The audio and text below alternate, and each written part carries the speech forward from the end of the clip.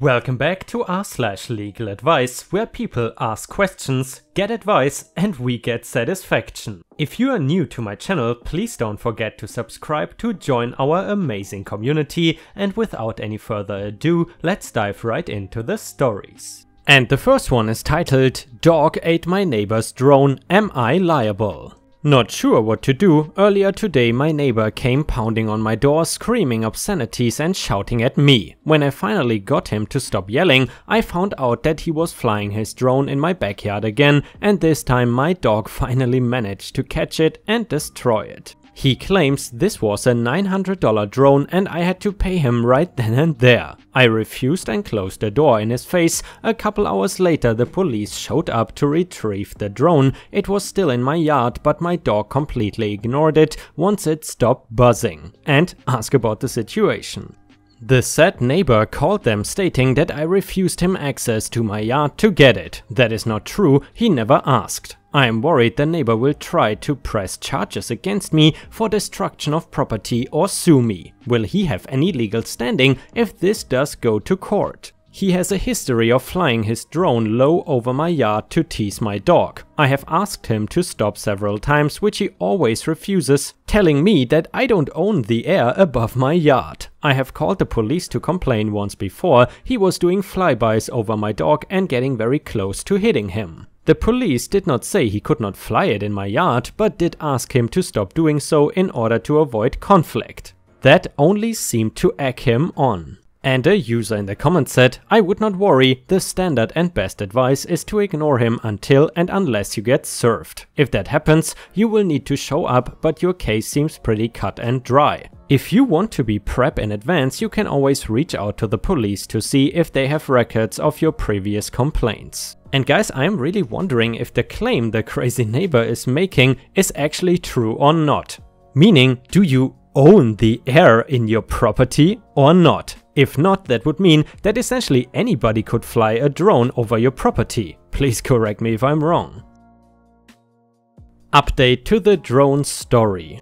A small update to my neighbor flying his drone in my backyard and attacking my dog. I was served a summons by a sheriff's deputy. Neighbor decided to take me to small claims over his drone. My mother-in-law is a paralegal secretary, so I was able to get a free consultation with a lawyer where she works to ask some questions about what to bring and how to prepare.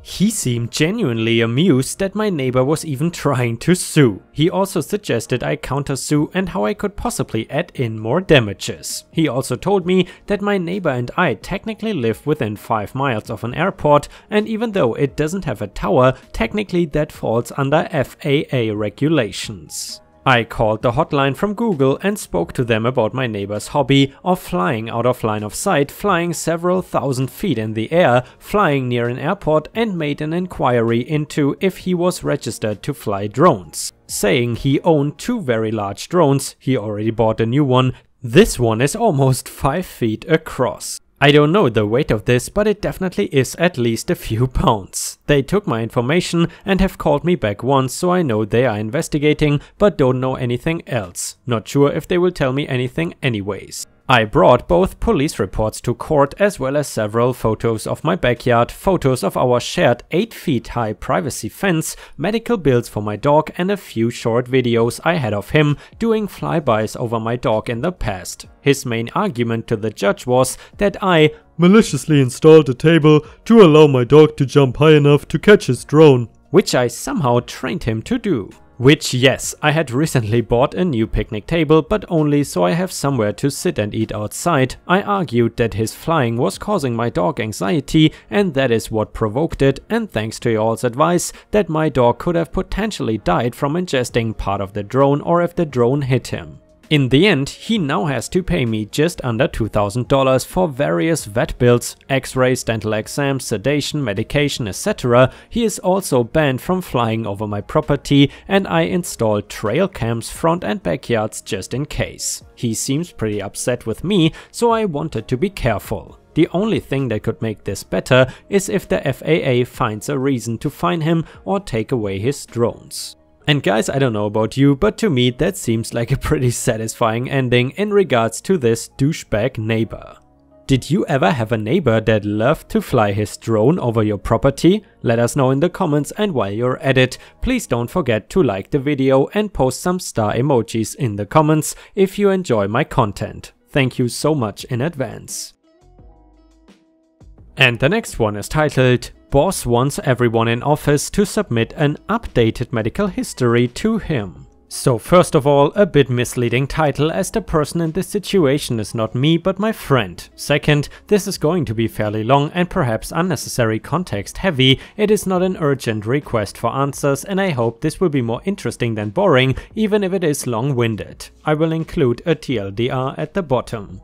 To get to the main issue though, one of my friend's co-workers passed away while at work last month. It was apparently a massive heart attack. He was under 50, so it shocked everyone. More so that it happened literally at his desk in the middle of a shared open plan office. While at the wake, my friends and the deceased direct boss was talking to some family members, and he informally learned that the worker who died had some existing high blood pressure and/or other health problems that he had been neglecting to treat. Relatives apparently think he would not have died had he been more vigilant with his health. A moot point, and certainly none of his boss or co-workers' business. The boss has taken this situation pretty hard. I gather he was extremely freaked out on the day of the incident, and the information that the worker had a pre-existing medical condition that could have potentially predicted what would happen seems to have sparked an idea in his head. On Friday, he announced to the office as a whole, all 20-ish of his direct reports, part of a larger company of 250 to 300 people, that he's giving them until May 1st, specifically after tax season, because he thinks he's being nice and unnecessarily accommodating of people's time. To provide him personally, not HR, not higher executives, just him, an updated copy of your full medical history. According to him, this means a visit with a PCP/GP no less than 6 months prior to the due date, and fully accounting by the doctor for all at-risk health factors, and a full further accounting of all risk factors in your full medical history. These are direct quotes. He gave everyone a memo. The wording in the memo is pretty basic directions and poorly thought out legalese, some of it almost stream of consciousness in style. He's in the habit of dictating to his assistant and gets pretty uptight about her recording exactly what he said and not rewording things to make more sense when he is vague or grammatically confusing, even with his important correspondence. He is claiming this policy will allow him to prevent further trauma-inducing incidents, you know, like a co-worker dying very suddenly at his desk a few feet away from you, and honestly seems to be of the opinion that this will protect the company from legal harassment in case anyone wants to sue for the trauma of witnessing a death in the workplace. I guess the idea is that if he knows a co-worker is likely to die suddenly, he can fire them first to prevent anything falling back on him/the company. It doesn't seem to make much sense on the surface, and I cannot guess if this is truly his motivation,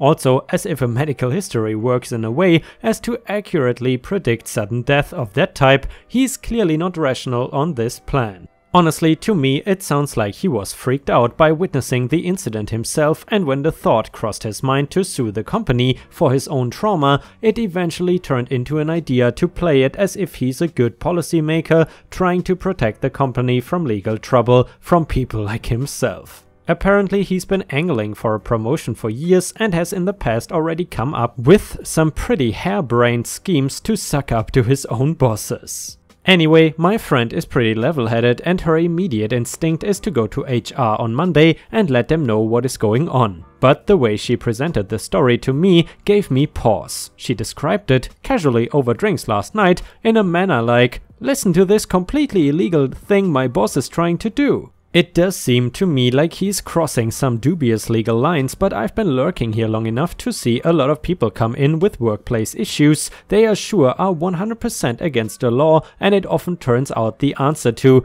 "can they do this?" is yep, totally. I think the question of "is this stupid for my boss to do and should I bring it to HR/higher-ups?" is a pretty clear yes, since it does not have to be illegal for HR to have other reasons to want to shut this down immediately. Still, I'm curious on the actual legality of what this blowhard is planning. I could speculate that at the very least it seems like it could easily run afoul of the ADA. Thanks in advance for any input. And guys, by the way, I would love to know, what is your take on this story? Is what the boss is doing illegal? Let us know if you know more. And a user in the comments said, yeah, that's absolutely not going to fly. The only medical history he's allowed to know for certain is that you were born. And another person said, I'm pretty sure he's allowed to know if you are dead too. Update to the medical records boss story. Just got off the phone with my friend a few minutes ago and it is official, boss is now ex-boss. My friend did in fact go to HR as she was planning and lay out the situation for them. They seemed concerned and assured her they would look into it, and then she heard no more of it for about a week. Ex-boss was also suspiciously quiet about the policy during that time period. Until last Monday he was not in the office. There was no explanation given to the office at large, but my friend spoke to his assistant and from the information she got from her peers together that he was in some long, important meetings with corporate HR and that he would then be taking the rest of the week on personal leave. Well, the weekend passed and he didn't return. The office was in limbo for the beginning of this week, but today someone came down from corporate and announced that ex-boss was officially no longer working for the company and that new corporate guy would be serving as their temporary supervisor until a new one was hired. Obviously, everything largely went on behind the scenes, but since my friend was the one to blow the whistle to her friend in HR, yes, I did see the comments on the previous thread about how HR is never your friend, she managed to get a couple details at lunch. The way it all went down. Apparently, corporate was initially quickly and heavily concerned about ex-boss's scheming because he does have a history of dumb ideas that blew up in his or someone else's face. He had in the past always managed to take the heat off himself by throwing someone else under the bus. When local HR came to him to tell him that this new policy was officially stupid and would cause him and the company far more liability than he could possibly save them from, he threw a temper tantrum and insisted that the higher executives would understand what a good idea it was. The meetings with corporate were initially them trying to talk him down and explain why he was wrong. He resisted this strongly and turned them into seminars on why he was actually right.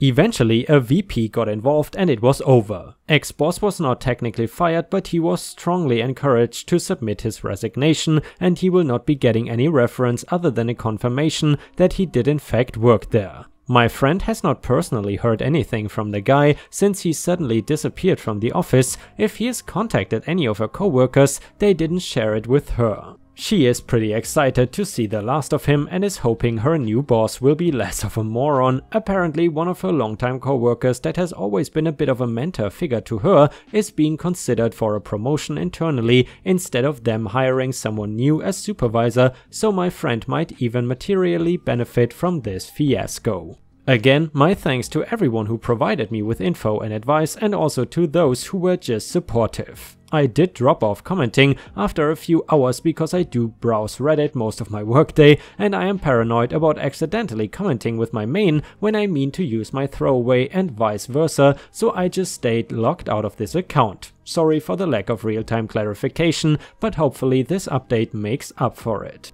And to be honest guys, satisfying stories like these are the reason why I read legal advice.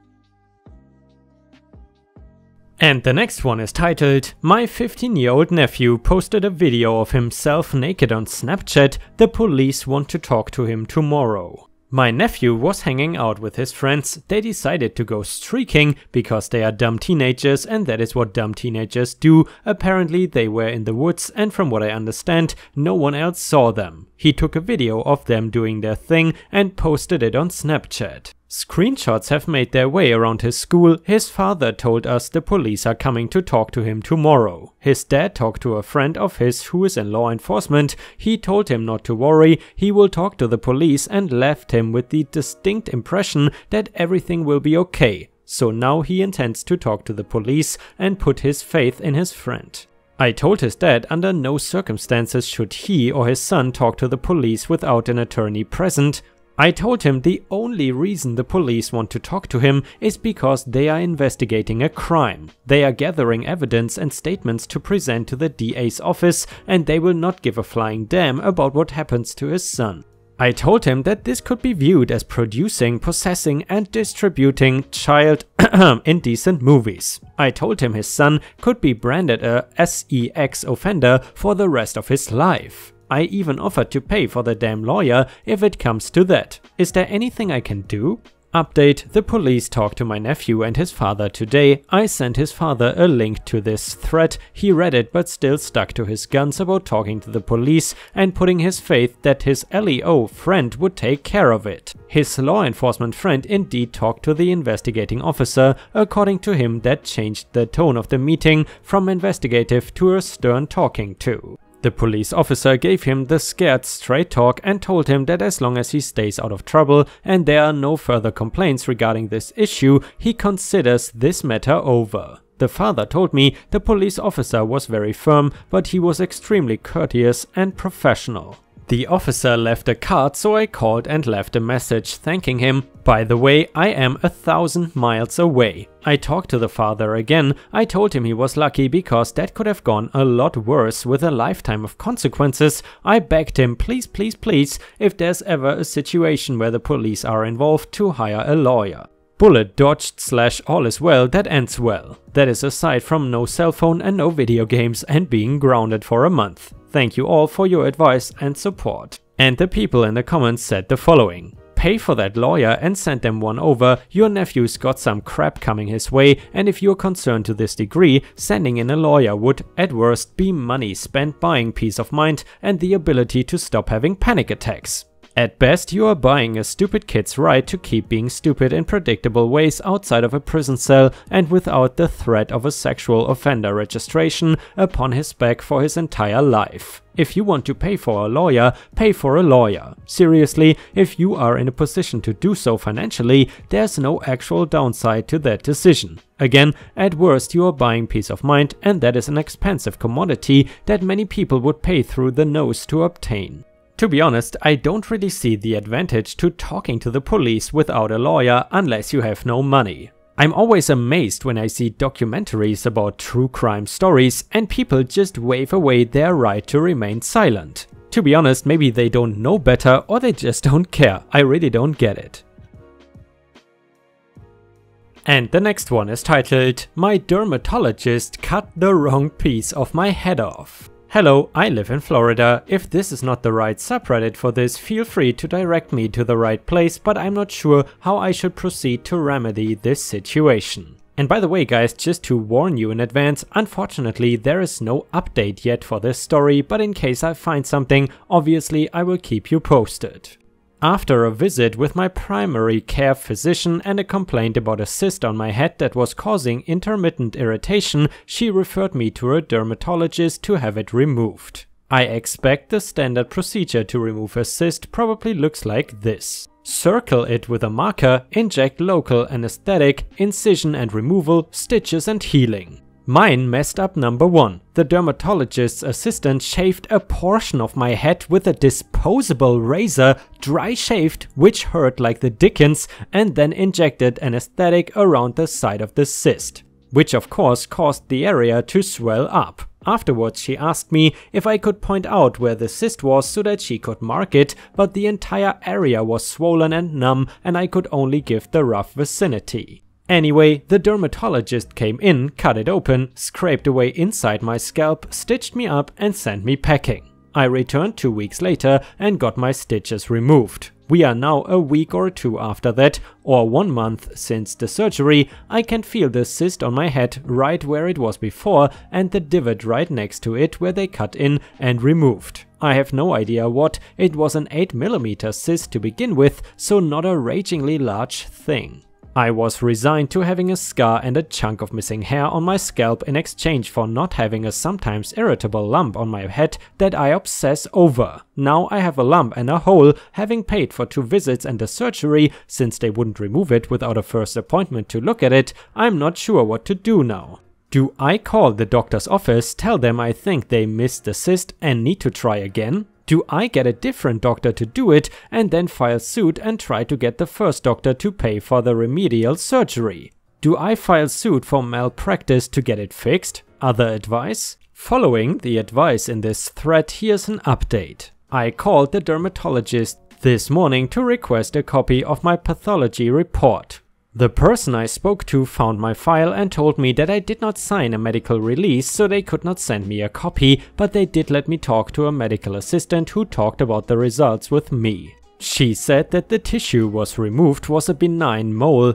I asked if there was a cyst wall or any cyst tissue, and she said it was normal tissue. Explained that the PA who assisted my dermatologist did not mark the cyst before numbing my scalp, and I think they missed because the same lump is in the same spot right in front of the new divot in my head where they cut tissue out. The dermatologist is out this week, but I've been assured of a callback next week. And a user in the comments said, "Hold on here, I'm a dermatologist. Dry shaving is standard unfortunately. In the future shave beforehand if it causes you pain. A cyst is very recognizable when removing. You can literally see the ball of pus you are removing. So either 3 things happened. Number 1, you had an incredibly dumb doctor. Number 2, you had 2 cysts or developed another one. Number 3, the first cyst was not entirely removed and has since grown back." Anyways, my clinic always sends in pathology to confirm did they send in what they cut off, because if so, they should be able to confirm that they did in fact remove cyst material.